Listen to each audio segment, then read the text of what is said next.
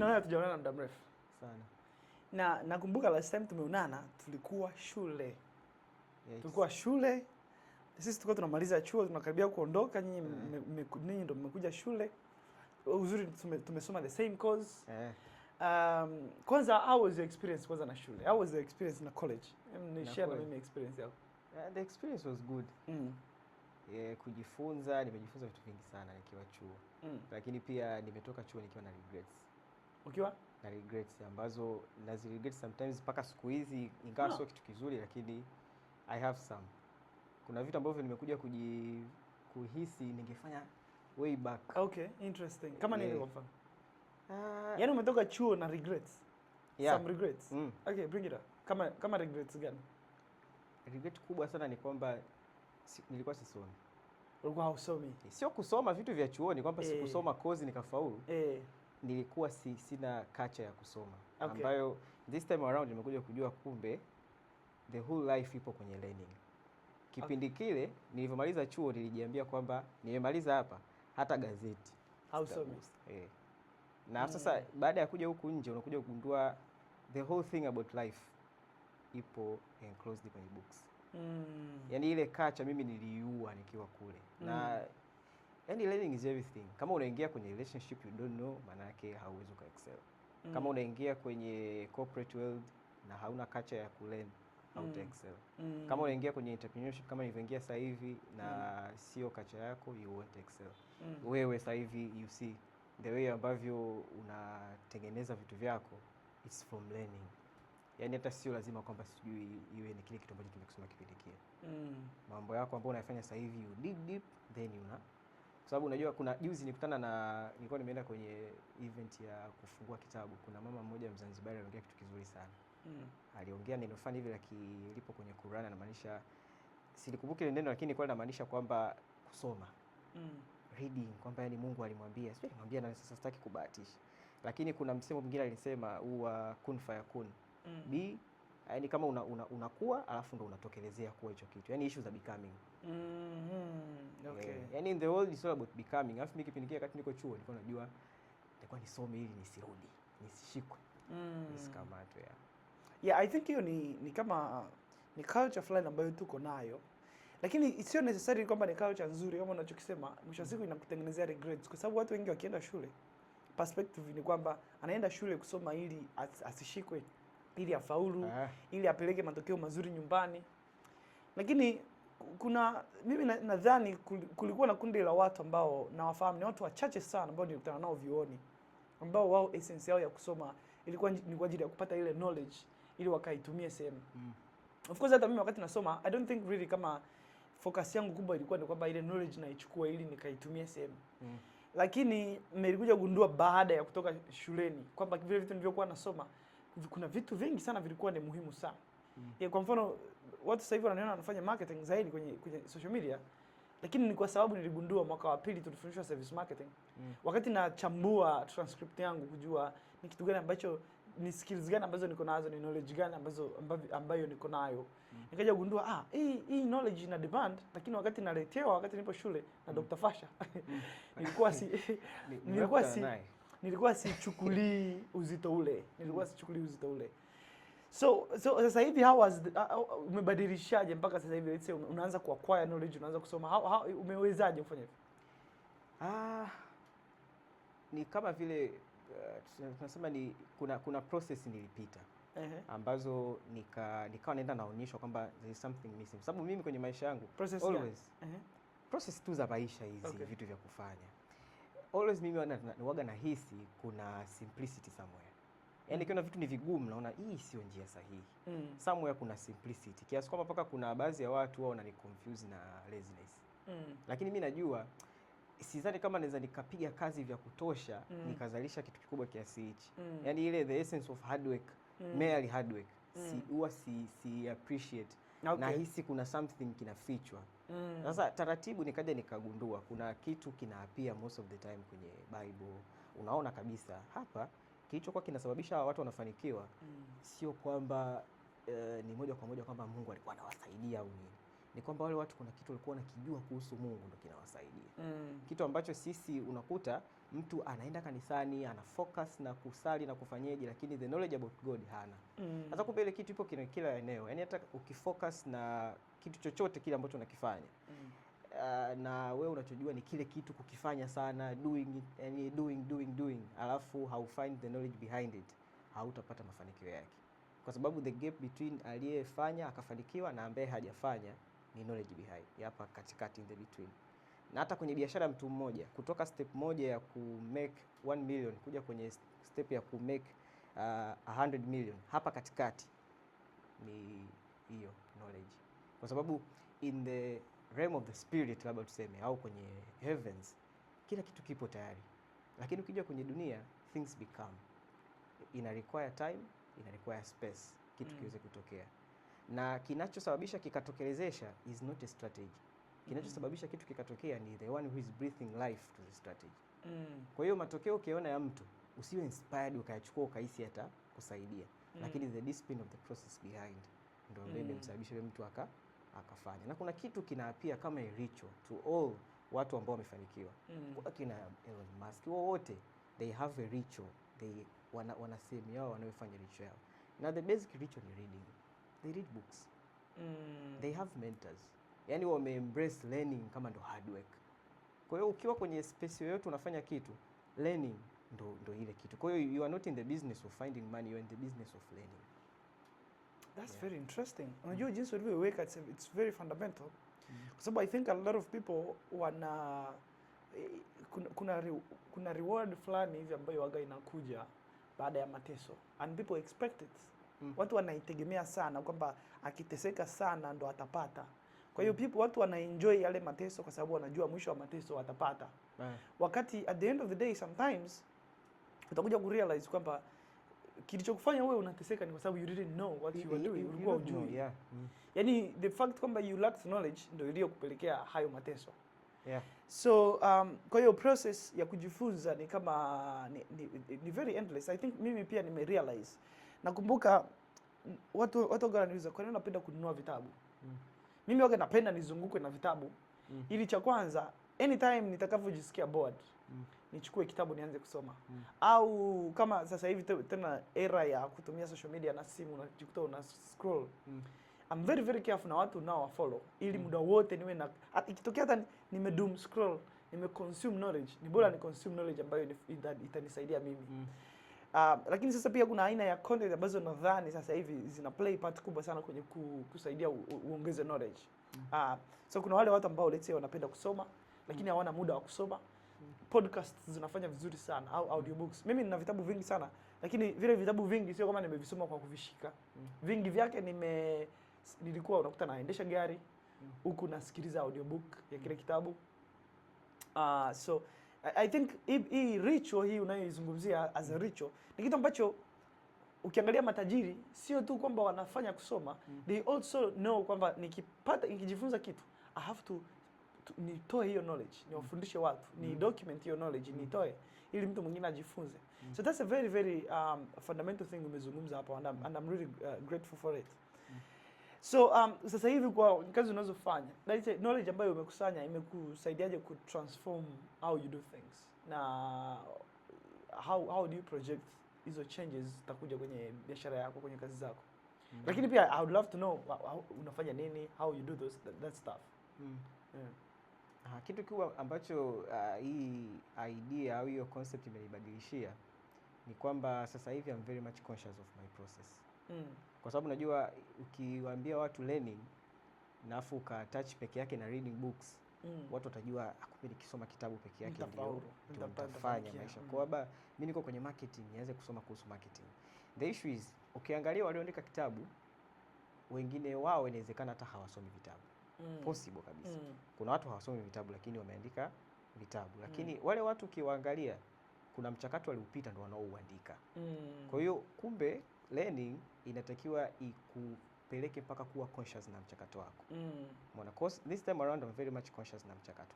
Na kuwa conscious ni mchakato, ni mfano ukisoma labda mimi ni love our scripture. Napenda scriptures. Kwenye scripture ukiangalia labda kitabu cha huyu ni Solomon, labda Proverbs, unakuta ni kama vile alikuwa akiona kitu kimemtokea anaenda kuandika. Kwa hiyo labda ameona kuliko kukaa na mwanamke, kuna mstari unasema kuliko kukaa na mwanamke mkorofi ni bora ukae juu ya dari. Kwa hiyo ni kama vile amekutana na mwanamke mkorofi, anaenda anaandika kuliko kukaa na hii mbaya sana ingoja. Anaenda anaona kitu anaandika. Kile kitu manake nini? Yule mtu alikuwa anajiona maisha yake. Alikuwa conscious na mchakato. Na this world imeumbwa kuobey hizo principles.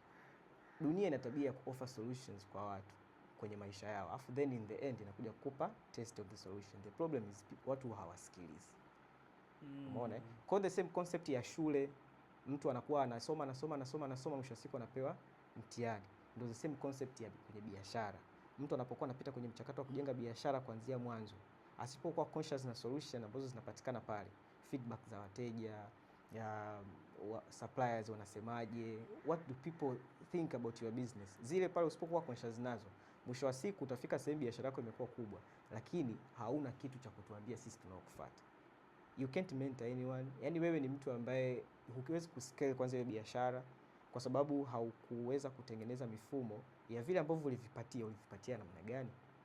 Kwa sababu kama matokeo ya kwanza uliyopata hauwezi kuyarudia, haya matokeo ya kwanza yalikuwa ni makosa. Ilikuwa ni bahati, ni ulibahatisha, vitu vilifall hapa katikati ikawa vizuri. Kwa kumbe kabla ya kusoma vitabu au vitabu utakavyovisoma vikupeleke mpaka uwe conscious na mchakato wako. Uweze kujiona umekuaje, yani wewe umekuaje. Na ile knowledge ya unavyokuwa, kwa mfano umetoka point A umekuwa mpaka point B and you have been journaling hii process, umeidocument, it becomes absolute unapotaka kwenda mbele. Haikusaidii tena, inawasaidia watu wanaokuja kutoka nyuma, ma youngsters. Lakini ukitaka kwenda tena mbele inabidi uanze tena kusoma upya na kuwa conscious na process yako tena. Kwa hiyo unakuja kurealize mentorship is very important. Mimi ambaye nilikuwa conscious na mchakato wangu, nikafika sehemu I can mentor you kwa kutumia dokumenti zangu. Ukafika hapa, mimi nilitumia 10 years nika squeeze time for you in 1 year.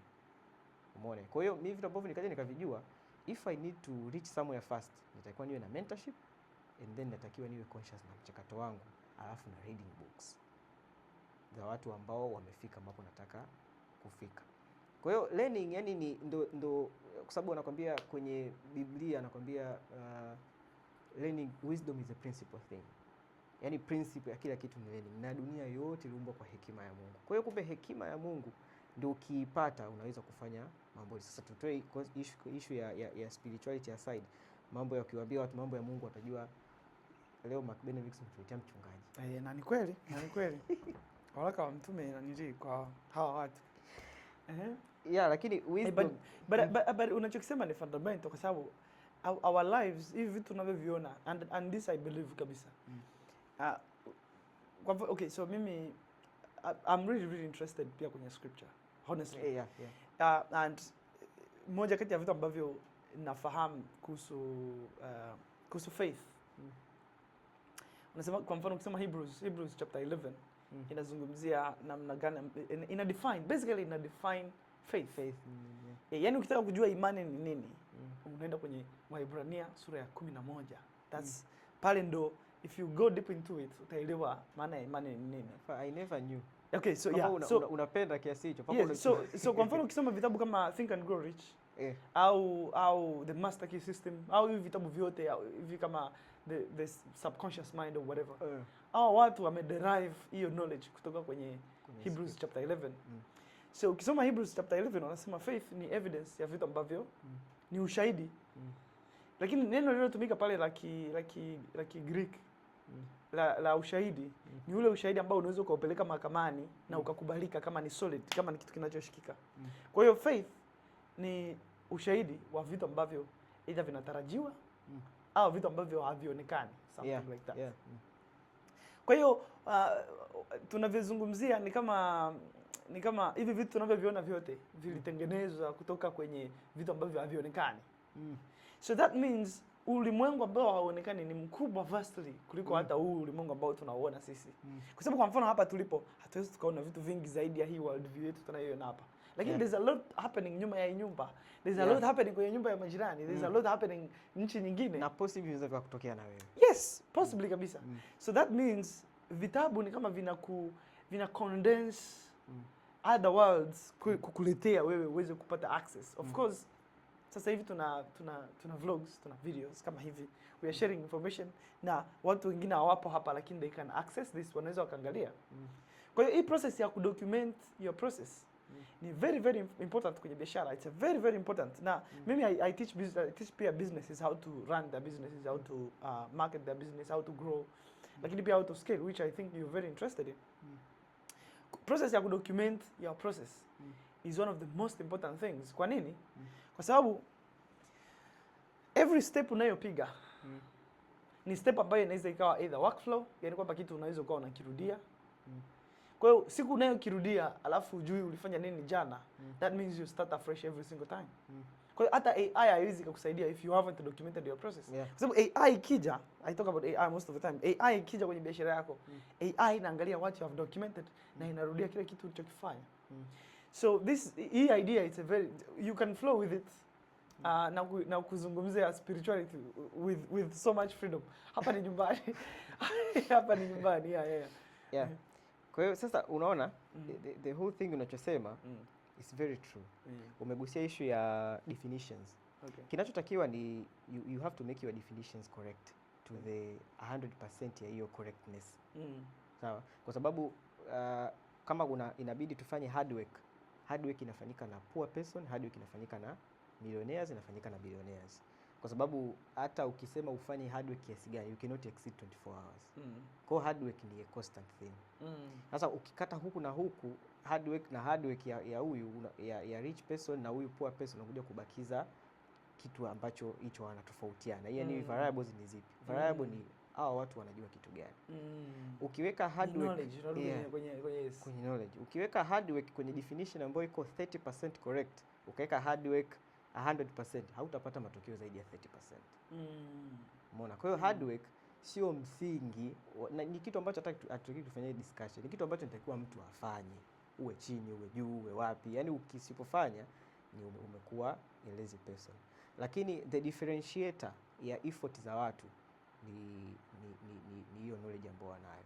Na hard work ni carrier ya knowledge ambayo mtu anayo.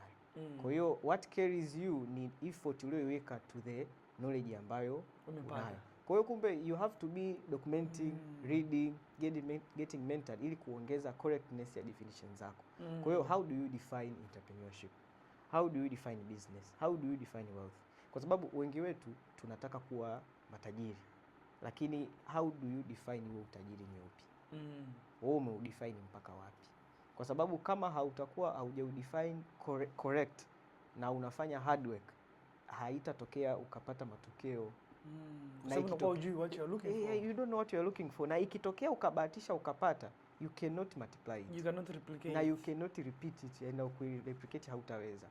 Kwa sababu wealthy ni a godly concept. Yaani utafurukuta, utafanyaje? Ndio maana ukiangalia watu wote ambao wanataka utajiri, very conscious, mtu anataka, yani yuko aggressive anataka, utakuta somewhere kuna sehemu anaenda kufanya vitu fulani hivi vyeusi kwa sababu the concept iko defined kwenye spiritual laws kwanza.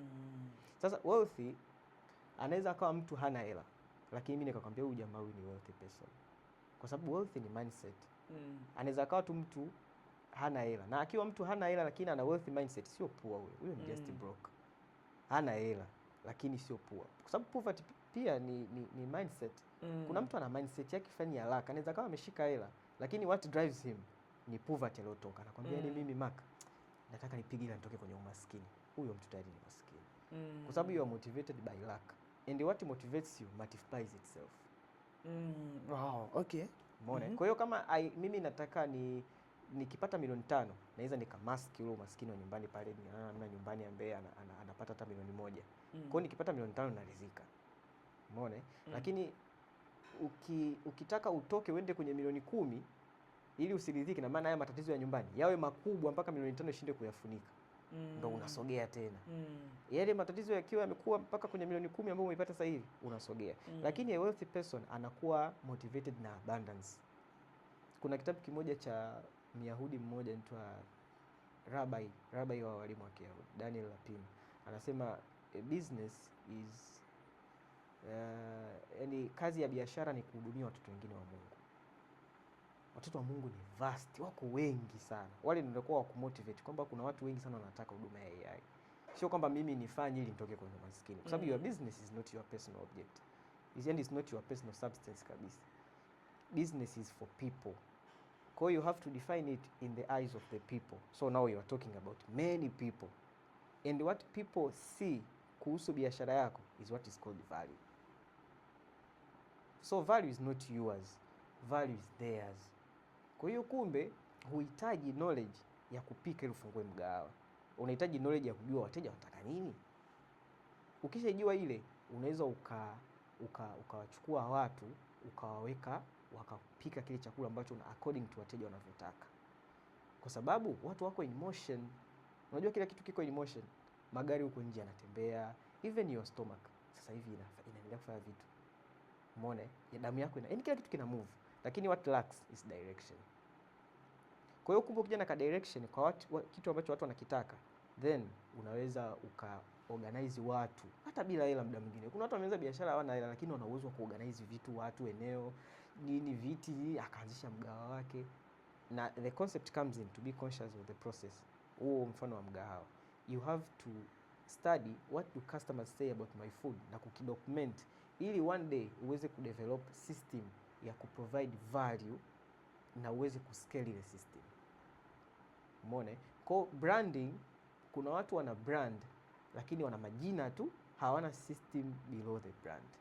Kwa hiyo ABC Restaurant ina jina na yeye ndo anayeipa ile jina maisha.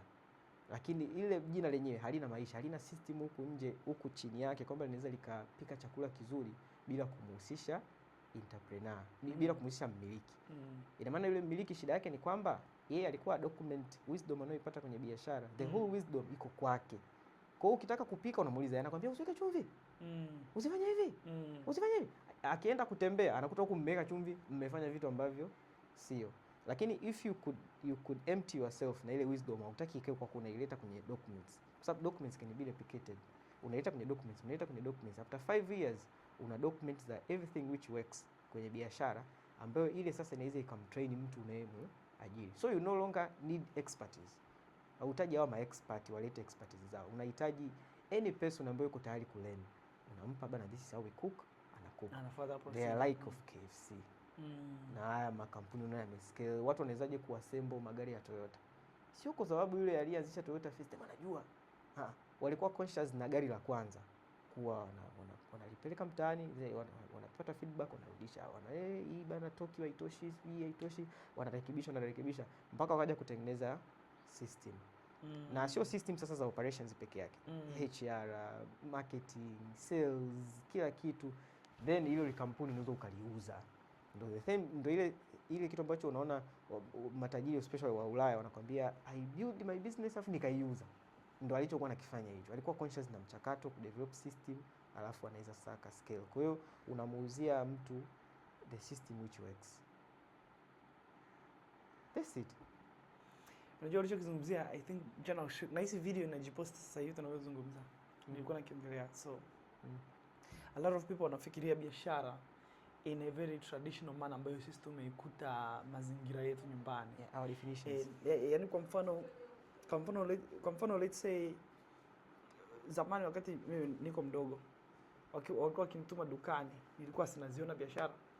Unaenda dukani, unafika kwa mangi, unampa pesa, anakupa unachokitaka, anakupatia change, unatembea unarudi nyumbani.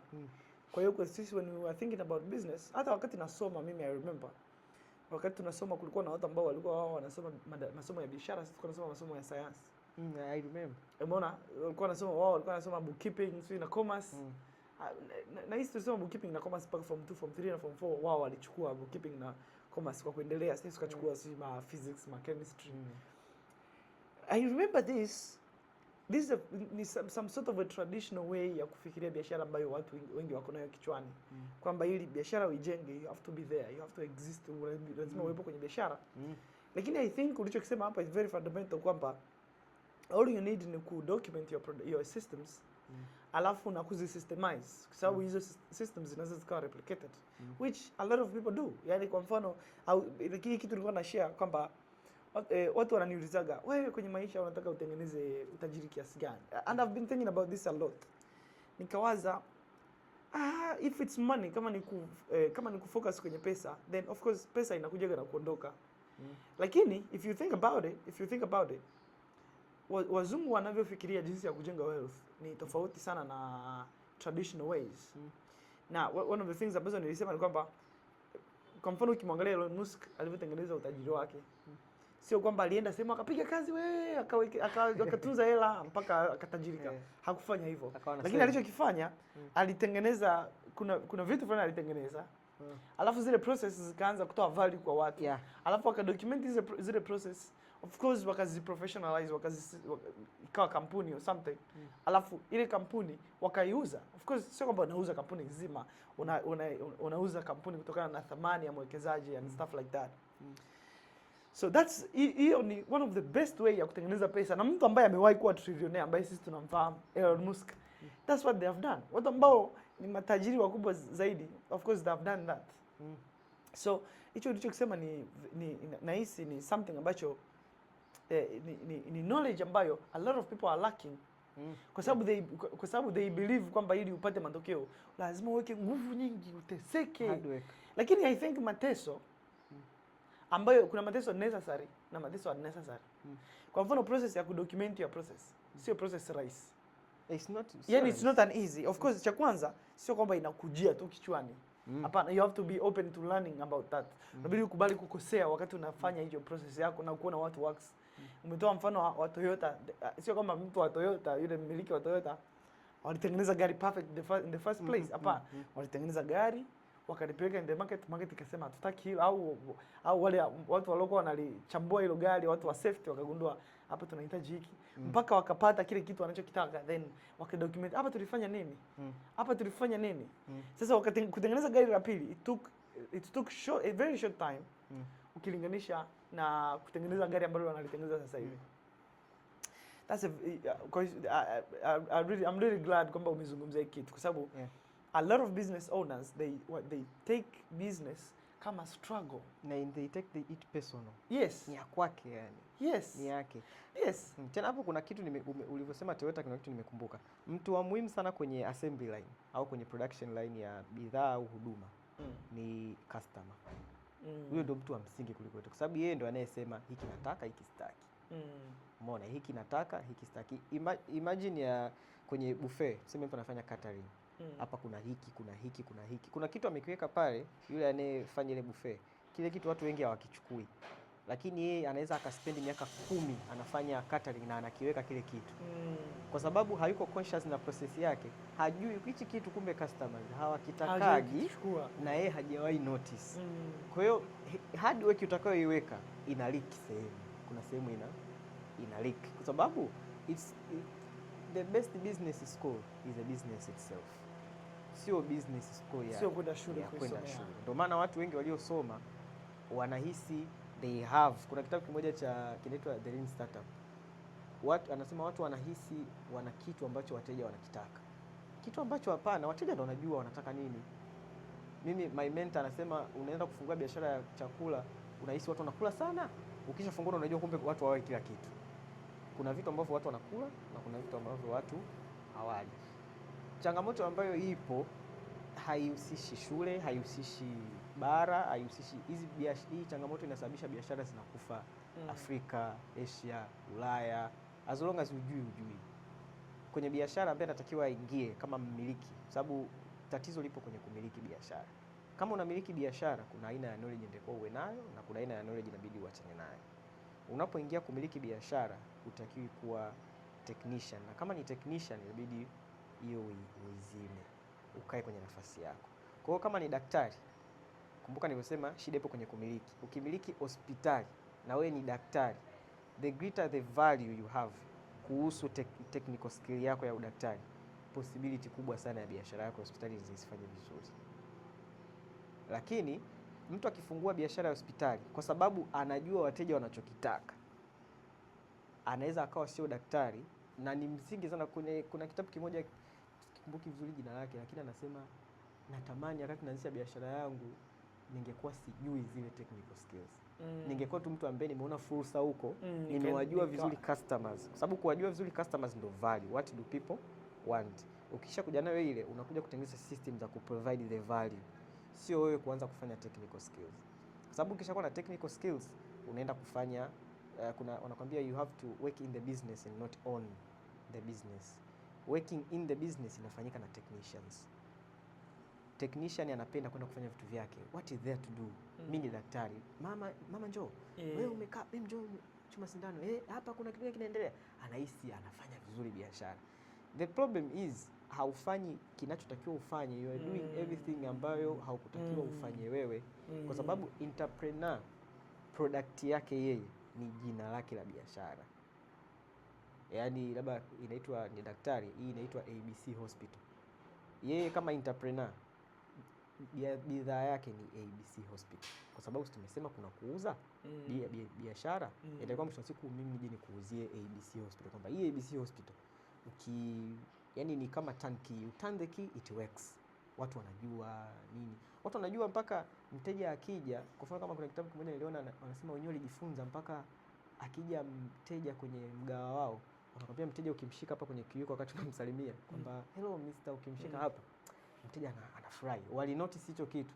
Kwa hiyo wanapokuuzia ile mgawa wao, utaona kila mfanyakazi anayekuja kufanya kazi pale akishafundishwa anamsalimia mtu hivyo. Na watu walikuwa wanapenda kile kitu, wanaona okay, wanamkaribisha. Vile vitu vyote ni culture imekuwa established kwa sababu ya what works to them. Kwa hiyo sasa tukija kwenye concept ya technician na entrepreneur ambayo nilikuwa nishaanza kuisema. Technician product na service yake ni kutoa huduma nzuri na bidhaa nzuri zile zinazotolewa pale. Kwa kama ni chakula, kipiko chakula kizuri. Kama ni daktari, zitolewe huduma nzuri. Umeona, anafikiria jinsi ya kutoa huduma nzuri kwenye hospitali yake. Lakini entrepreneur anafikiria kutoa huduma nzuri kwenye hospitali 10. How can I do that thing? Bila mimi kuwepo. Kwa sababu wewe unaweza ukawa daktari kiasi gani ukafanya kazi hospitali 10, yani uko hapa haiwezekani. You need to have that kind of a cloud knowledge ambayo yani hiyo naweza nikashika hizo hospitali zote nikawa nazihandle mimi. Na ndio hiyo knowledge ambayo wanayo watu ambao unaona wamefanikiwa kuwa matajiri sana. Mtu kama Baresa na biashara ngapi?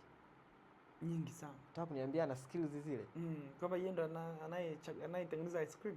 Ice cream sio anajua au sio anapenda. Hizo concept hizo tunazo. Sinapenda, sio najua, sio nini na experience. Hivyo vitu vyote hivyo ndio vitu ambavyo vinasababisha biashara yako itapata ceiling. Itafika sehemu au ile itaplateau, itaenda alafu unashangaa mbona sikui kuzidi hapa. Ni wateja, ni wafanyakazi au nini. Sio hivyo vitu. The problem is ni wewe ndio una wisdom ya kuendesha hii kitu. Na if you want to try, fungua branch. Hata branch halifunguliki. Lile branch ambalo huwezi kufika, halifanyi kazi. Branch linalofanya kazi vizuri ni hili hapa. Mfano wa biashara ambayo sitahitaji lakini wewe utajua tu ni biashara gani. Kuna msanii mmoja wa muziki ana mgahawa. Mgahawa wake unaitwa kwa jina lake. Wakati naishi Dodoma kuna mgahawa pia kule. Unaitwa hivyo kwa jina lake. Aliufungua kule. Kwa kweli ule wa kule ufanye vizuri. Ufanye vizuri. Ila wa hapa ambapo yeye yupo, unafanya vizuri. Uko vizuri sana. Kwa hiyo the problem ni mpaka yeye afike kule aanze kufoka. Aanze kufoka. Wewe nilikwambiaje? Ndo vitu vinapatikana inavyotakiwa. Lakini akiwa hapa ile kila mtu anafanya kama anavyotaka yeye. Kwa sababu yeye ndo ana ile wisdom ya wateja wanataka nini. Umeona kwa hiyo hamna recipes, written documents, recipes ya training, systems, processes hazipo. It depends on you. Kwa hiyo you have to be an entrepreneur. Sasa ukija mtafuta hata mtu aliyesoma chuo mwambie who is an entrepreneur, atakwambia risk taking, illusion of knowledge. Yani the problem to people creating wealth is no longer ignorance. Watu wana elimu bona. The problem is the illusion of knowledge. Sababu dunia ina logic. You have to have 1, 2, 3. Huna basi. 1 ukiruka ukaenda kwenye hiyo of course ni wealth. Wealth ina logic yake ya vitu kama 5. Utakuwa uanze cha kwanza, uje cha pili, uje cha tatu, uje cha 4, cha 5. Cha kwanza ni virtue. Utakuwa udiscover your own virtue. mimi nahisi napenda nini, kijiangalia hivi mimi naona nini. Umeona?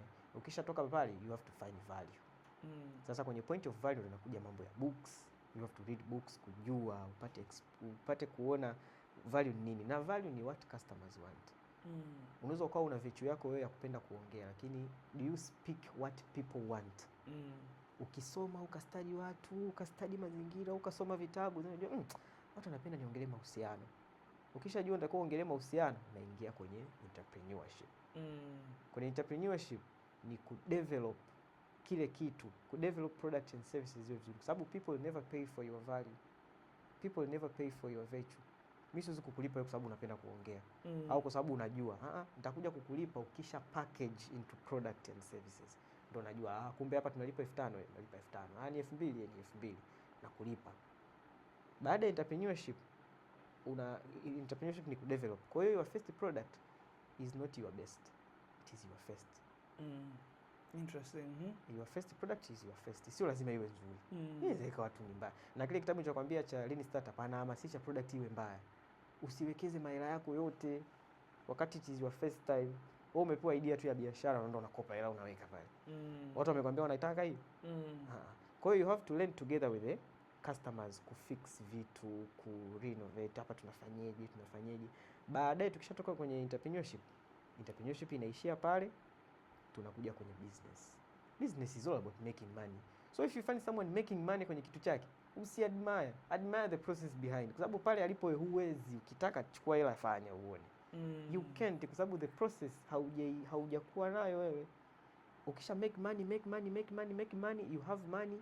The money you get from business is not for expenditure.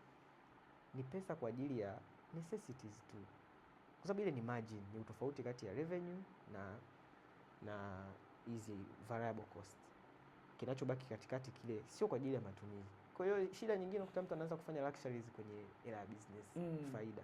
Inatakiwa upate necessities. Kwa kama ukipata gari la necessity sawa. Ukipata mafuta, ukipata nyumba, ukipata mtoto ameenda shule, basi inayobaki ndio tunaenda sasa kwenye investment. Ushakutana na watu wanakuambia invest, unaona mtu hana hata biashara, unamwambia invest na mtu anaye kweli, anachukua na kitano yake anaweka kule. Sasa una invest, una biashara, you don't have business. Sasa hichi kitu kikifanyika vizuri, you have wealth in the end. Biblia inakwambia mtu mzuri anarithisha biashara yake kwa watoto, anarithisha mali kwa watoto wa watoto wake. Unawezaje kumrithisha mtoto wa mtoto wako biashara ambayo haina system? Na wewe umeshakufa. Kama ulivyokuwa tu hai, ulikuwa usipokuwepo wanafanya vya kwao. Sembuse leo umekufa. You can't. Kwa hiyo utakuja kugundua hata Biblia is not for the fools. Biblia ni kitabu kwa ajili ya smart, kwa ajili ya kukufanya uwe smart. Solomon anakuambia let the proverbs I write. Yani ni kama alikuwa anamaanisha zile proverbs anazoziandika. Anasema let the wise get to read these proverbs and be wiser. Kwa kumbe you need to be wise. Usome proverbs, you get more wiser. Ukiwa fool unakuja kustuck into religion. That's very interesting. Unajua kwa nini nimesema ni interesting? Yeah. Kwa sababu relationship iliyopo wakati, of course, yani umezungumza vitu vingi kiasi kwamba siwezi kuanza kudissect kila kimoja. Yeah. Kwa hiyo nitabidi ni vimarinate mwenyewe kichwani. Lakini unajua relationship unayoitengeneza kati ya hizi concepts na hii scripture ni nzuri sana na nimeipenda, unajua, kwa sababu ukiangalia kati ya vitabu vyote ambavyo vimewahi kutengenezwa, hakuna kitabu ambacho kimewahi kufikia level ya Biblia kwa depth. Yeah. Lakini pia kwa zile system ya kuwa hyperlinked. Yaani ndani ya Biblia yenyewe ukisoma huku nakuta pana uhusiano na kule kwingine na huku kwingine pana kurudisha huku. Very consistent. Kwa hiyo mwisho wa siku nakuta you are yaani ni kama hakuna sehemu kwenye maisha yako ambayo Biblia haijagusia somehow. Kwa hiyo there is so much wisdom in it. And there is so much vitu vingi vya kuzungumzia vinavyokuja kwenye masuala ya Biblia. Kuna jamaa mmoja anaitwa ni mzee fulani hivi, sio unamuonaga YouTube, ana madevu hivi. Mweusi. Myron Golden. Myron Golden anajua kufanya hiyo shughuli sana ya kuhusianisha Biblia na wealth, which I find very interesting kwa sababu that means every sphere ya maisha unayo focus nayo, you can always relate something unachojifunza au kwenye maisha yako to the Bible. Alafu pia that means it's a good guide for life, it's a good guide for business, it's a good guide for everything you do kwenye maisha. I think that's, mimi naisomaga Biblia kwa ajili ya kujifunza zaidi kuhusu Yesu, kwa sababu Yesu is a very interesting character. Yeah, that's very good. It's a very very interesting character. Na lakini inavyokuja kwenye maisha yangu ya kawaida, mimi binafsi maisha yangu ya kawaida, nakuja kugundua kwamba there's ni kama hakuna kitu ambacho ninaweza nikakipata kama somo ambacho kile kitu siwezi kurudi kukiattribute tu kitu ambacho ningeweza kujifunza kwenye Biblia. Kwa hiyo it's very interesting unasema hivi, na umenielezea vitu vingi sana. I think hata mimi mwenyewe hii episode nitakuja kurudia kuisikiliza. Kwa sababu nitakuja kuisikiliza kwa sababu you have shared so much. Sasa nataka turudi tena kwenye upande wa unachokifanya wewe. So what do you do zaidi sasa hivi? Lakini pia how do you help business owners? Kwa sababu nina uhakika you talk about scaling and stuff like that. I want you to share with me sasa hivi. Kwa sababu I'm very interested in it. Lakini pia nina uhakika mtu ambaye anakutazama hapa, obviously they are sure very interested. Ningetamani kusikia. Kwa sasa hivi what I'm doing, I'm building wealth. Yeah, nipo kwenye process ya build wealth. Na kuna biashara ambayo nimeamua kuianza nayo kuifanya, ikiwa ni kama sehemu ya kufanyia experiment ya ninachokijua. Nafanya biashara Kariakoo kwenye vifaa vya electronics. Ambapo as I told you, I'm conscious of my process. I learn every day. Na kitabu kibaya ukikiangalia ni notebook ambayo ukiangalia hata sio nzuri. Lakini mle ndani mimi naandika everything I see. Everything I learn from a customer. Majina yao, namba za simu, nilichokiona. Mimi sina issue na hela. Najua mwisho wa siku nitapata hela. Lakini zile hela is nothing, kwa sababu ninachokitaka mimi ni wengine wengi ambao sijawauzia hivyo vitu. Lakini in the future natamani niwe part of other people's companies. Yaani mimi niwe pale kama think tank yao ya kuconnect hizo spheres ambazo kwao zina magap, kusaidia hizo biashara zika scale. Kuna kitu kinaitwa franchise prototype. Prototype kama kawaida ni product ambayo iko tayari kwa ajili ya multiplication. Tushaifanyia marekebisho, tunataka sasa multiply. Kwa hiyo tunamtafuta investor aweke hela tufanye production. Lakini franchise prototype ni biashara nzima sasa iko tayari kwa ajili ya kuuzwa. Natamani kuwa hapo. Yaani ni watengenezea watu franchise prototype. Sasa sio waweze tu kuuza. Kuuza sio lazima. Mwingine ili aweze kupeleka biashara yake mkoani. That's why ninapojitambulishaga nasemaga I help African entrepreneurs to scale. Natamani kuona solutions za Africa zina move borders. Sisi tuna solutions ambazo ziko Dar es Salaam tu, mtaani kwako tu, na watu ni very smart lakini they lack, wana ile illusion of knowledge. Wamesoma hadi PhD lakini hawezi kuscale biashara. Kwa hiyo inatakiwa process ya some years na mtu ambaye anajua what is happening. Consciously hichi kinachotokea ni ili kosa ni nini.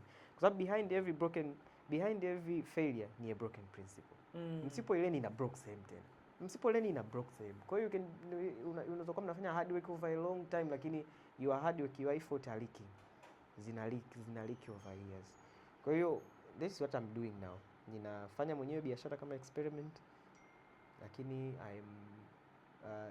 ninajiendelea kujipanga zaidi kuweza kuwa part of other people's companies. Lakini I am doing an in-service and engineer Kabenda Balete. Kuna a certain prominent guy yuko vizuri kwenye mambo kama haya anayoyafanya. Nafanya in-service kwake, nafanya kazi kwenye kampuni yake kama mentor wangu. Nafanya service ili aweze kunifundisha, kwa sababu mentorship sio kutembeleana na mentor wako. Unaendeleaje? Inabidi ufanye kazi kwake, uobserve the discipline alionayo kwenye process yake. So this is what I'm doing. Okay, so kwenye process yako na kwenye kazi zako ambazo unafanya so far, what has been challenging?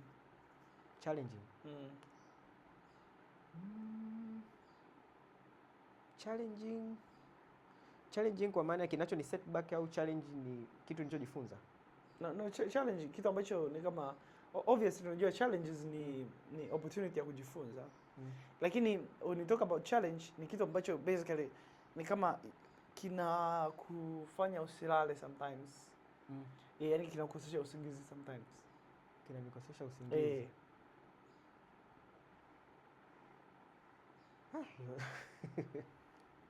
Kinachonikosesha usingizi kwenye biashara, kwenye vitu ninavyofanya, honestly kabisa, ni kwamba in the beginning unaanza na vitu vinakuwa very disorganized. Kwa sababu unajua mimi sitaki kusema zile challenge ambazo zipo, ambazo unajua sio kweli. Challenge za sijui hiki hakitoshi, hiki hakijakaa vizuri, sio kweli. Kwa sababu kuna watu vivyo havitoshi walifanya vizuri na kuna watu kwenye mazingira yanayotosha walifeli. Mimi challenge yangu kubwa ni kwamba most of the things are in the beginning. What? Are in the beginning. Kwa ile ni challenge. Sometimes unaona natamani hii process ningeianza some 1-2 years back. Nakumbuka regret yangu. Sikusomaga kipindi kile, sikuwa mpenzi wa vitabu. Nilitoka kama wengine wote tulitoka. Unajua tu ni GPA. Sasa na wish ningejua kipindi kile, ningerun hichi kitu kwa muda mrefu. Kwa sababu as you remember nimekwambia duniani hapa things become. You need time and space for things to become. Hata wewe una hela shilingi ngapi huwezi kujenga ghorofa wiki moja. You need vitu become. Lakini kwenye akili yako you have the vision, ghorofa lishatokea. Your vision is a spiritual entity. Ni spiritual something ile. Unaweza ukaliona ghorofa, lakini kulifanya li become you need time and space. Kwa mimi my challenge kwa kweli ni kwamba sasa hivi ni mwanzo. Most of the things are disorganized. That's a fair challenge. Unajua moja kati ya vitu ambavyo nimerealize ni kwamba kuna video moja niliona juzi. Video nilikuwa nishaiona sana lakini naikumbuka sasa hivi sababu niliona juzi. Mzee mmoja yupo kwenye kama hapo kwenye sherehe hivi, ilikuwa kama kwenye harusi. Huyu mzee yuko anacheza, yuko na vibe, anafanya hivi. Anacheza kweli, yani mzee yuko amevaa suti, mabibi harusi sio kina nani wako pale. Yeye yuko anacheza, nyuma yake kulikuwa na meza ina kama maua, kama sio vitu gani vimefunika keki, sio na nini. Alafu yuko anacheza, viko nyuma yake, moto ukawaka nyuma hapo. Sijui something happened, sijui keki ilikuwa ishaanza kuwashwa ikawaka moto, sijui. Lakini moto ulianza kuwaka hapa. Haikuwa keki. I don't think it was cake, lakini ilikuwa something kama kitambaa or something. Yeye yuko hivi, muziki uko unacheza, DJ hajazima muziki, moto ukaanza kuwaka nyuma yake. Watu wakaanza, moto unawaka, watu wanaanza kupanic. Yeye yuko anaendelea kucheza, akageuka, akaona moto, akachukua vitu. Yuko anaendelea kucheza, akaviweka chini, akavikanyaga, moto ukazimika. Akaendelea. Sasa the most interesting part about the video ni kwamba title yake ilikuwa inasema when you have worked 5 years in the company and nothing bothers you. Yaani kwamba hiyo ni state yako ya kwamba umefanya kazi kwenye kampuni for 5 years na hakuna kinachokubadha. Mtu akiwa ameenda kuajiriwa kwa mfano, sijui kama ndio kuajiriwa, lakini mimi nimewahi kufanya kazi benki. Na ukienda kufanya kazi sehemu, wewe kama mgeni, kwa kuwa vitu kwako ni vipya, vinakuwa ni challenging sana kwa sababu ni vipya. Lakini sio kwa sababu hivyo vitu havitofanyika, kwamba kuna siku itafika hivyo vitu havitofanyika tena. Hapana. Hivyo vitu vitafanyika. Ni basi tu kwako wewe hivyo vitu havija kawaida. That's the only tofauti kati ya mtu ambaye yes. So, ulivyosema kwa sababu ni beginning, it came to me kwamba most of us waga tunadhani kwamba challenges ambazo tunakutana nazo in the beginning hazitakuwa challenges tena. Actually, zitabaki vile vile. Lakini ni kwamba wewe utazizoea. Yaani ni kwamba utazizoea. Kwa hiyo unachosema hapo kwamba what is the most challenging issue sasa hivi ni the fact kwamba vitu ni vipya. Lakini it's most certainly ni kwa sababu haujavizoea labda. Lakini pia havijawa vya kawaida kwako. Au ni kwa sababu upo kwenye mazingira mapya. Kwa hiyo ni kitu kizuri sana kwenye nervous system yako. Nervous system yako bado inaendelea kuviobserve na point kubwa sana. Yes. Yaani na kuadapt na kuvifanya viwe vya kawaida sana. That's one video. Video ya pili ambayo waga naipenda sana ni video moja. Na hii video imetengenezwa na AI kwa sababu yuko YouTube. Ni kama mtu ana channel ya YouTube ametengeneza video kwa kutumia AI. Video moja inamuongelea Miyamoto Musashi. Huyu jamaa mmoja alikuwa ni ninja wa Kijapan. I don't know. Mimi sio mpenzi sana wa hayo mambo, lakini hiyo video specifically is very interesting kwa sababu inamuongelea jinsi Miyamoto Musashi alivyotengeneza discipline yake. Kuna quote moja jamaa anaisema mle ndani kwamba kujenga discipline sio kwamba ukiwa na discipline struggle inaisha. Lakini baada yake anasema sio kwamba struggle inaisha, hapana. Hiyo struggle sasa ndio discipline. Yani kitendo ni kwa mfano kitu gani upendi kuhusu kila siku, kuhusu siku? Navi mimi sipendi kuamka asubuhi, yani ile nina mausingizi. Ndugu yangu, namna pekee ya kutatua hilo ni kutokuamka kabisa. Kwa sababu lazima uamke. Umeelewa sasa? Kwa hiyo hii ni very fundamental. Nasema hivi kwa sababu I also deal with mimi na deal na wafanyabiashara zaidi ambao they build their businesses. So most of the time I focus zaidi kwenye digital systems na digital processes na artificial intelligence. Sasa wengi wakiwa wanaanza mwanzoni it's always challenging. Kwa sababu wakijaribu kufanya kitu wanasema yani kitu ni kigumu sana. Lakini sio kwamba hicho kitu kuwa kigumu kwamba kitabadilika, kitaanza kuwa kirahisi. Hapana. Ni wewe utakizoea, lakini sio kwamba process itabadilika. Yaani itakuwa ni vile vile, inabidi ujue unachokifanya. Kwa hiyo it's the same, ni kama inabidi usome kitabu chako yani technically. Yaani vitu unavyovisema inabidi ujifunze. Yaani inabidi uviru. Umeelewa? Yes. Kwa sababu kitu ambacho umeshare hapa it's the same, ni kama tunarudi kule kwamba the challenge ni kuona challenge iwe kawaida. Ni kufanya challenge ionekane kawaida. And I think you have that mindset, ndio maana imekuwa vigumu sana wewe kuiona kama ni challenge. Yaani wewe nilivyokuuliza what is the challenge? Ukasema challenge gani? Mpaka umeanza kuiona, mpaka umehitaji kama challenge, umehitaji for the sake of swali langu, lakini nina uhakika your brain tayari ishajua hii ni challenge, ni kwa sababu tu ni mwanzo. Ni kwa sababu tu ni mwanzo. Yes. Kwa hiyo nikupongeze sana kwa unachokifanya, and I'm really nakupigia sana makofi, and I'm very proud of the work unayofanya. Lakini pia another thing ni kwamba I'm very proud pia of the mindset you have. Kwa sababu most of young people sio tu young people, I think ni kama our tradition. Na hisi ni kwa sababu ya ujamaa. Na namlaumu sana Nyerere sometimes. Okay, namlaumu sometimes Nyerere. Kwa sababu hii mindset ya ujamaa imetufanya tudhani kwamba kuna mtu mwingine atakuja kutusaidia, au kama sio mtu mwingine atakuja kutusaidia, basi mimi nikikaa hapa na mateso yangu, wewe ukitatua mateso yako na mimi ya kwangu yatatulika by default, kwa sababu tu ya ujamaa. Lakini hilo ni kosa kubwa sana. Tunafanya maisha kwa group discussion. Asante. Yaani tunafanya maisha kwa group discussion. Hiyo ni kosa kubwa sana. Hilo ni kosa kubwa sana. Okay? Hilo ni kosa kubwa sana. Nasema hivi, mimi kama tena nalisema kwa sababu mimi ni shabiki namba moja wa Nyerere. Lakini Nyerere pia ni binadamu, kuna vitu vingi ambavyo alichoma kazi. Vipo vingi sana. So juzi nilikuwa nasoma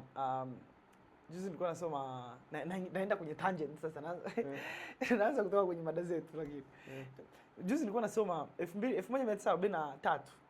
Nyerere alikuwa na miaka 21. 1943. Alizaliwa 1922. 1943 Nyerere akiwa Makerere aliandikia gazeti moja lilikuwa linaitwa Tanganyika Standard. Aliandikia barua kama jarida hivi, kama column kwenye gazeti. Na yeye alichokuwa anasema ni kwamba anasema capitalism is foreign to Africans. Kwa hiyo Africans ili waweze kushinda huu mtanange, they have to adapt complete African socialism. Na inabidi iongozwe na wasomi. Lakini mimi naelewa kwa nini alisema hivyo, kwa sababu hicho kipindi it was the right, ni kama mwanzoni, tabia ambazo mtu anafanya mwanzoni ni kama kampuni yenyewe inaenda kwenye phases. Vitu ambavyo unafanya mwanzoni sio vitu vile vile unavyofanya mbeleni, kwa sababu mwanzoni you are documenting the process. Sometimes unakuwa hata hujui makosa gani unayofanya mpaka yaje kutokea puani ndio uje kusema kumbe kweli hapa I was making this mistake. Kwa hiyo that's how the countries run. Kiangalia Marekani 1777 wakati wanapata uhuru. Na sasa hivi the way the country runs ni tofauti, kwa sababu wameshafika mbele kwenye mambo yao. Sasa Nyerere hakuambia hao watu ambao wanamuona kama ni Mungu kwao kwamba kuna phase fulani ikifika they have to adapt capitalism pia. Au mimi naonaga hapo Nyerere ndo alipochoma kazi. Yeye alifanya kazi yake vizuri kiasi kwamba alisahau kuambia bana, yani hii sio kitu ya milele. Yani ujamaa, hakuna nchi ambayo imewahi kufanikiwa kwa ujamaa. Hakuna. So na hiyo inafanya sasa hivi tunaongelea masuala ya scripture. kosa kubwa la ujamaa ni kumfanya mtu binafsi, mtu mmoja asiwe na thamani, badala yake thamani inakuwa kwenye makundi. Kwa hiyo wewe thamani unayoleta kwenye jamii haina thamani wewe ukiwa peke yako, inakuwa na thamani kama mkileta kama kikundi. Ukileta thamani na maana hiyo ni thamani ya kikundi chenu nyote. Yaani there is nowhere ambapo ujamaa unakuona wewe kama binadamu. That's why watu wana struggle in African countries because they have not adapted systems ambazo zina individual kama mtu binafsi, kama mtu kama lakini capitalism, what capitalism does ni inakuona wewe ni wa thamani na unaweza ukaleta vitu kwenye jamii. Okay, sasa sijajua kama kamera inazima. Kamera bado haijazima. Let's go on. Let's go on. Okay, ngoja nione kwanza. Tuko vizuri. Dakika 57. Dakika 57. Zimefika. Yeah, okay. So, yeah. Nimeleta kwenye tangent. You can comment on it if you kwenye vitu ambavyo tumezungumza. Yeah, mimi nashindwa kwenda moja kwa moja kwenye capitalism na nini unasema hiyo ni socialism. Lakini kuna namna ambavyo mimi naweza nikaipin. Unajua kwa mfano ukiangalia ni kama kuna one is superior, one is inferior. Hizi mabara labda tuseme. Au hata nchi na nchi. Unakuta nchi hii na nchi hii au nchi na nchi inaweza kuwa tunaingia deep sana, lakini bara ukiangalia labda Asians unaona kama ni superior kwa Africans. Au labda America ni superior kwa nchi fulani. Labda huyu hivi na hivi. Yaani there is no superior country, kuna superior knowledge. Yaani kuna watu wa sehemu fulani wana knowledge superior kuliko watu wa sehemu nyingine. Kwa hiyo hawa obviously wanakuwa superior. Kwa hicho kitu kikileta hata kwenye mazingira yoyote yale, siasa, namna ambavyo siasa zinaongozwa, namna ambavyo chochote kile kinafanyika. Kama sehemu watu wanazidi wengine ni kwa sababu ya knowledge ambayo wanayo kuhusu kile kitu. Kwa hiyo of course kama Africa inaweza ikawa effect imeanza muda mrefu sana kabla ya hizi ideologies, kwa sababu ideologies zenyewe pia zinakuwa enclosed ndani ya hiyo great thing ya knowledge ambayo tulipewa labda tangu mwanzoni, au knowledge ambayo tulikuwa nayo sisi tangu mwanzoni. The knowledge ambayo tunayo kuhusu mambo ya economy ndio inatutofautisha sisi na wengine, kwa sababu you cannot outsmart the knowledge you have. Yani knowledge you have tunaweka ile alama ya equal or less than. Wewe ndio utakaa hapo, hauwezi kuzidi pale. Kwa hiyo kama tukija kwenye democracy, labda tuseme Marekani yana democracy, alafu democracy ya huku ukiangalia kama tunashindana, angalia utofauti ni the knowledge ambayo tunayo. The superior knowledge tayari matokeo pia yanakuwa superior. Mimi napenda sana kuembrace hiyo kwamba you just don't know.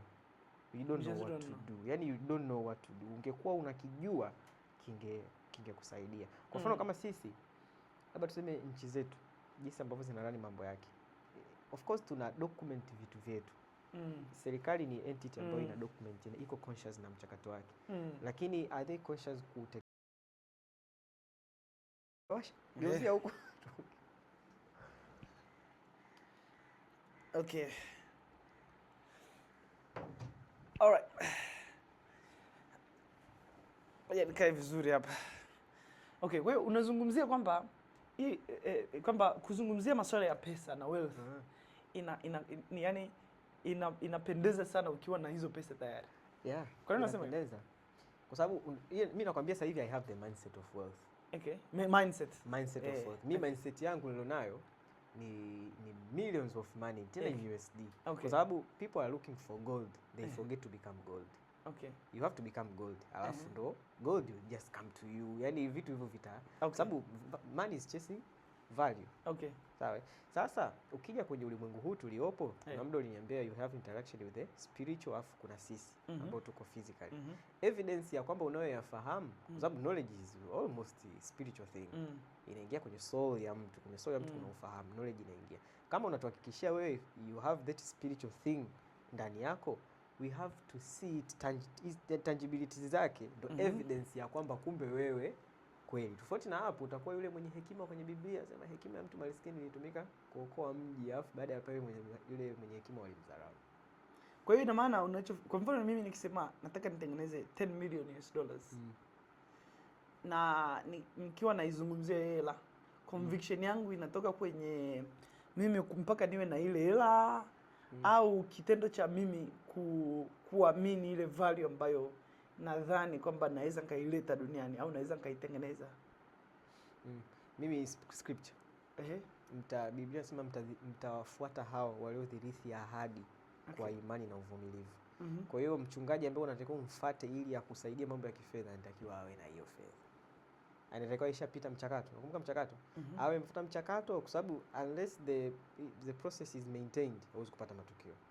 Kwa hiyo sisi evidence ya kwamba ulipitia mchakato, tunataka tuone matokeo. Kwa hiyo mtu ambaye ana matokeo kwenye eneo la ndoa, labda tuseme, ndio ambaye anaweza akaniongoza mimi kufika pale, kwa sababu yeye anajua destination. Kwa hiyo yeye anajua process pia. Okay, sasa hapo ina maana tunarudi kwenye concept ya hiyo pesa yenyewe. Kwa mfano, let's say we are talking about money, right? I don't really think mtu ambaye anazungumzia let's say pesa, anashauri watu kuhusu masuala ya pesa, they really need to have, let's say, the millions. Yeah. Of course, lazima kuwe na some kind of njia ambayo they have built their wealth. Lakini I don't think kwamba inabidi uone mamilioni yao kuamini. Kwa hiyo kama tumekubaliana hapo, sawa. Kinachofanya wewe uone Elon Musk ni tajiri kwa sababu umeambiwa ni tajiri. Lakini sio kwamba umeona utajiri wake. Sawa. Sio kwamba umeuona kwa macho yako ndio ukaamini jamani tajiri, umesikia. Watu hivi wanadanganya. Lakini yeye anavyotembea, anavyoishi maisha yake, kweli unaona kabisa huyu jamaa ana hela. Ana hela. Kwa hiyo kwa hiyo this comes to me kwamba if you're talking about something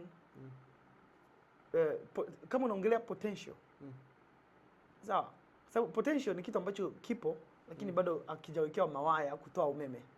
Okay? Ndio potential. Ni kama battery ndani yake lina charge. Sawa. Sasa wewe uhitaji kujua ili battery lina charge. Uhitaji kuona mwanga ndio ujue ili battery lina charge. Sawa.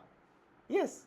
Yaani that's my point yangu. Yeah. So mimi ninachodhani ni kwamba kama mtu ana knowledge ya kitu fulani, sometimes ile knowledge inakuja kutokana na inawezekana na experience, inawezekana na, kwa mfano wale watu ambao they have built their wealth, alafu wana mashamba, wana viwanja, wana nini, kila mtu ana namna yake anavyochukulia pesa. Huyo mtu ukimwambia nipe milioni 20 hapa au nionyeshe milioni 20 ndio nikusikilize, hana. Lakini in reality huyu mtu ni tajiri sana. Okay? Kwa hiyo tumfikirie sasa huyo mtu. Kinachomfanya apate ile confidence ni yeye kuviona vitu vyake mbele yake au ni kichwa chake kuamini kwamba hivi vitu vipo? Mtu ambaye huyo mtu let's say okay, naomba nirudie hapo. Let's say naongelea issue ya $10 million ambazo ni kama my goal kwa sasa, $10 million. Let's say nikatengeneza $10 million zikawa in terms of different types of assets. Okay? Labda kwenye bonds, kwenye shares, government bonds, kwenye shares za makampuni, labda kwenye vitu tofauti. Alafu mimi nikawa naongelea wealth, naongelea pesa na inspire watu. Sawa. Lakini kiuhalisia hiyo hela mimi sina. Hiyo hela ipo kwingine huko. Ni basi tu nina security. I have like a security ambayo inanipa kwamba bana wewe unaonekana una labda $5 million in worth of government bonds. Lakini sina hiyo hela, siwezi kusema hii hapa. Ni imani yangu ya kwamba hiyo hela ipo. So what matters? That's the thing. What matters ni wewe ili uweze kupata ile authority ya kuzungumzia kitu. Do you have to hiyo kitu kiwepo au ni ile belief ya kwamba you have this abundance in your life? Of course, tena kama tukiongelea pesa, ndio pale kwenye ile point ya mwanzo ya definitions. Okay. Let's define money. Money ni kitu ambacho kinatumika kufanya exchange ya value. Yes. Yeah. Na mtu anaweza akawa kuna muda nilikwambia watu wanatafuta gold and they forget to become gold themselves. Unaona? Kuna watu wengine hawajaishika gold lakini they are gold by themselves. Wao wenyewe ni gold. Yaani kila ukimsikiliza jamaa hakana hela lakini kanaiongelea hela yangu kama ya kwake. Kanaiongelea process yangu kama ya kwake. In that way mimi naweza ukawa na product wewe na service kwa sababu ya hiyo gold ulionayo wewe, the kind of information ambayo unayo, the kind of mindset ambayo unayo. Mimi nikalipa, wewe unisaidie. Sawa? Sasa concept ya wealth inakuja pale ambapo value is distributed to a lot of people. Nakumbuka nilikwambia biashara ni kwa ajili ya kuhudumia watoto wengine wa Mungu. Watoto wa Mungu wako wengi. Kwa hiyo unapoweza kuidistribute kuhudumia watoto wengi wa Mungu, muda mwingine inaweza isiwe ina matter kwa sababu you are the God by yourself. You are building wealth, you are building hicho kitu, na mpaka saizi ambacho hakijafanikiwa kwako ni hivyo vitu kuwa kwako intangibles. Lakini una ile mindset, una kila kitu ambacho kinatakiwa inside you ambacho unaweza ukashare na watu wengine. Kama unaweza ukashare na watu wengine wengi inafaa. Lakini inapokuja kwenye sisi nikaiwekaje, mtu ambaye inatakiwa umfate, tukiachana masuala ya kuongea au kuwafundisha watu au kufanya hiyo biashara yako, tukiachana na hayo, mtu ambaye inabidi umfuate ni mtu ambaye inatakiwa na matokeo, ana uhakikisho wa mchakato. Kwa sababu mimi naweza nikakuhudumia lakini sio lazima unifuate. Naweza nikawa nishaandaa products and services kwa sababu mchakato wa logic ya wealth una value hizo virtual value. Kwa hiyo unachozungumzia zaidi ni kwenye maamuzi ya wewe kutafuta, let's say kama unatafuta knowledge specific, ni bora uende kwa mtu ambaye ni kama evidently amepata yale matokeo ambayo unayataka. If you want to do followership, mentorship. Okay. Matokeo ndio ya kuvuta. Lakini kama kunataka mimi nitengeneze product and service kwenye kitu fulani ambacho nimeona hichi kitu ni tatizo la watu, mimi nitengeneze solution yao ambayo ndio value, alafu niwauzie. It doesn't need me kuwa hivyo. Hapana, kwa sababu kama mbona makocha wamezeeka jamani, hawachezi mpira makocha. Mdau acheze mpira, ukitaka kumpishi na kupigia ile shuti udake, unamuonea. Lakini anaweza akakuelekeza. Yeye tayari anajua ule mpira kwenye akili yake, anakupa. Lakini unapotaka kufanya mentorship na followership, ni vizuri mfuate mtu ambaye ana matokeo ambayo wewe unayataka, ili akushirikishe wewe discipline ya process. Lakini kuhusu training au siwabani watu, mimi naweza nikajifunza ndoa vizuri. Mbona Yesu alitufundisha kuhusu ndoa kwa hata hajaoa? Yeye hajaoa. Yeah. So that actually, this has been a very interesting conversation. I would love to close this. Na kama una kitu cha kushare, you can share lastly. Lakini pia we should do this again. Tukipata muda tena, let's pop up here, tuzungumze, tupige story. Yeah, sure. Nitakuwa nishajifunza zaidi kuhusu wimbo ulio bora. Yani ukija hapa utanikuta nishajifunza vitu vingi. Lakini it's been very insightful na nimefurahi sana kupiga story na wewe leo on this episode. Yeah, mwenyewe nimefurahi. Kwa naangalia social media nasema one day. Ilikuwa ni dream yangu ya kusema kuna siku nitakuja pale. Okay. Yeah. Kitu ambacho mimi ningependa kushare cha mwisho. Sidhani kama na vitu vingi vya kushare. Okay. My thing ni ile. Wisdom is a principal thing. Learning ndo the basic ritual ya watu wote. Learning ina component zake ndani. Ina mambo ya kusoma vitabu, ina mentorship na nini. You have to do hivyo vitu ili uweze kupata ule msingi ambao kutokea hapo watu wana build vitu vyao. Ule msingi ambao watu wana build vitu vyao, kwa sababu kinachojengwa huku juu kisikuchanganye. Mtu anaweza akajenga huku juu biashara ikaelekea hivi, akajenga ikaelekea hivi, akajenga ikaelekea hivi, lakini msingi ni ule ule. Principles ni hauwezi ukazioushine, ziko vile vile. Kwa hiyo tusome, tufanye ambacho tunakijua, kutafuta ile definition yetu hiyo 100% to the truth. Ukishakuwa na hiyo truth, hiyo principle, ukiishika lazima inakuletea matokeo. Lakini sio kuiga biashara. Hii concept ya biashara inalipa. Hii inalipa. Kila kitu kinalipa. Kila kitu, lakini kuna misingi kule chini ambayo hiyo ukiwa unaijua utafanikiwa. Lakini bila hivyo ukitafuta pesa possibly utakuja kuiiba hiyo hela. Ukiwa sio mtafutaji wa value, utakuja kuiba. Sababu pesa ni kivuli, value ndo real thing. Kwa hiyo ukiwa unatafuta pesa ni unakuwa unakumbatia kivuli, kinahama, unakikumbatia tena, wakati itakuwa utafuta ile substance ambayo ni value. Harold, this has been fun. Nashukuru sana kwa kuwepo. Nashukuru pia. All right.